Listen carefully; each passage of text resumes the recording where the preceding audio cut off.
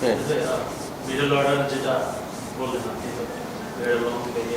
তো আজকে সব কোশ্চেন করবেন নাকি?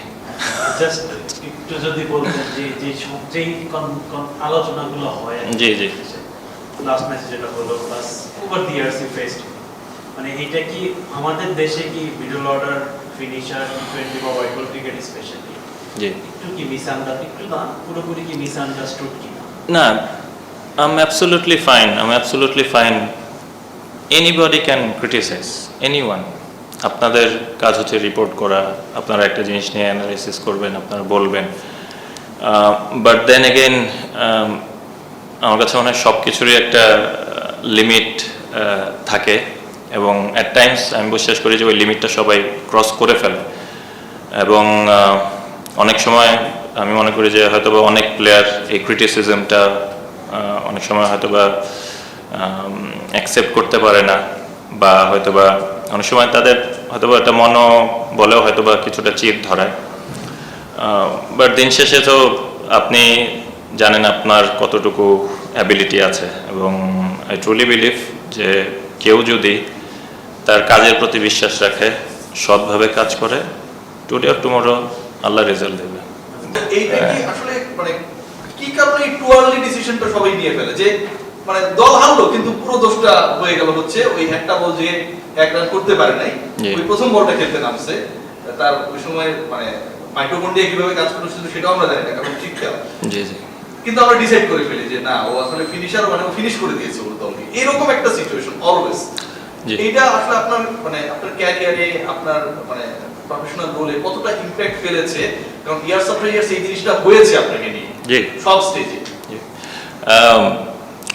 অ্যাকচুয়ালি আমি খুব একটা আউটস্পোকেন না, আপনারা সবাই জানেন খুব একটা আউটস্পোকেন না, তো এই জন্য আমি প্রথমে বললাম যে I really need to stay humble এবং আমি চাই আমি হাম্বল থাকতে, এটাই আমি পছন্দ করি কারণ আল্লাহ ওই জিনিসটা পছন্দ করে এবং আই ট্রুলি বিলিভ কথা বলে তো লাভ নেই, যদি উপরওয়ালা যদি সম্মান দেন তাহলে তো ওই সম্মানকে আটকায় রাখতে পারবেন না, তো এটা আমি বিশ্বাস করি, মনে প্রাণে বিশ্বাস করি এবং আলহামদুলিল্লাহ আল্লাহ অনেক সময় এরকম আমার লাইফের স্টেজে অনেকবারই হয়েছে, ন্যাশনাল টিমে হয়েছে, ফ্র্যাঞ্চাইজ ক্রিকেটেও হয়েছে, but then again Allah has saved me a lot of Times.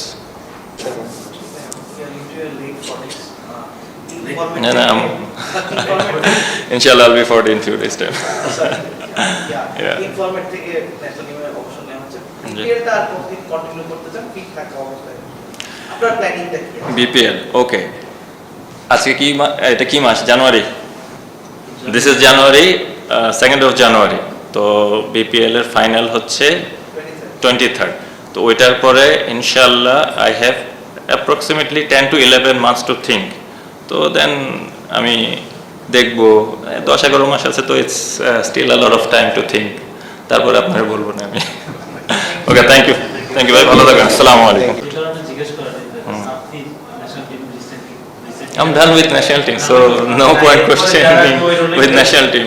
এরপরে আজকে যারা ওই রোলে খেলছে তারাও সিমিলার সর্ট অফ ক্রিটিসিজম। জি, এটা হার্ড, এটা খুবই হার্ড।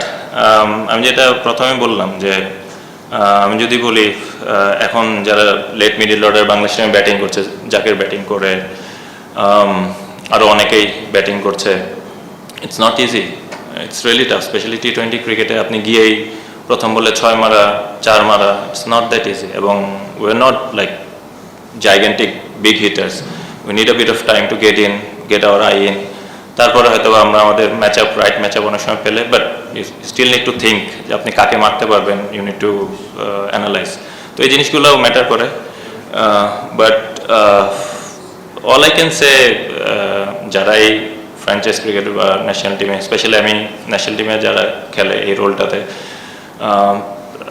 আমি মনে করি যে তাদেরকে ম্যানেজমেন্ট এবং টিমের থেকে ওই আস্থাটা দেওয়া প্রয়োজন যে আপনি এখানে ফেল করতেই পারেন, it's easy to fail I think, but it's really hard to get that success rate going, তো তারা যেন ওই আস্থাটা সবসময় রাখে, স্পেশালি যারা 5-6 সাথে ব্যাটিং করে। সব ধরনের খেলার খবর পেতে সাবস্ক্রাইব করুন, সঙ্গে থাকুন খেলার পাতার। রিয়াজ ভাই, জি। ন্যাশনাল টিম থেকে শুরু করে ফ্র্যাঞ্চাইজি ক্রিকেট যেখানেই মানে আসুক না কেন, মাহমুদুল্লাহ রিয়াদের ফিনিশিং রোল নিয়ে একটা মানে কোন একটা জায়গায় ধরেন কোন একটা স্টেজে বাংলাদেশ জিতলো না, দল জিতলো না, ওই জায়গায় গিয়ে পুরো বেলেনটা হয়ে যায় মাহমুদুল্লাহ রিয়াদ। এটা আমি নিজেও অনেকবার দেখেছি। আর আল্লাহর রহমতে আমিও সবসময় ওই জায়গায় থাকি, ওই পার্টিকুলার টাইমে থাকি, আলহামদুলিল্লাহ।